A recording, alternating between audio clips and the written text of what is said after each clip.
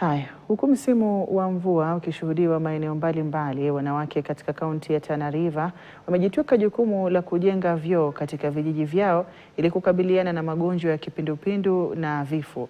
Kaunti ya Tana River inajulikana kukabiliana na magonjwa yanayosababishwa na uchafu kama vile kipindupindu na kuendesha damu punde tu mafuriko yanapoanza na kusababisha vifo kwa watoto na watu wazima au wazee.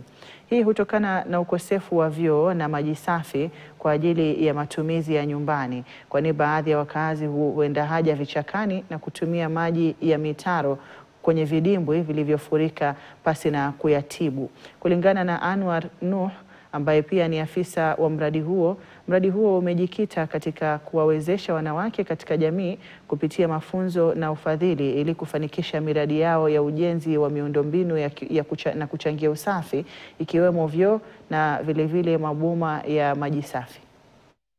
Previously, we had a cholera outbreak in those villages. So jamii imeona like for them kusurvive, waliona the key priority things ni hizo vitu like the water tank and a toilet. So sisi kama shirika tunafuraha zaidi kuona jamii ambaye inajisukuma, jamii ambaye saizi imeelewa haki yao ni gani.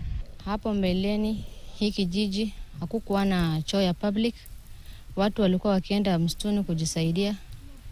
Hapo kwenda kumsituni kujisaidia kulikuwa na shida mingi. Shida ya kupata magonjwa kama cholera. Saizi watu wengi wameanza kwenda msitu, tunatumia choo. Watu wametuletea maji, ametusaidia sana.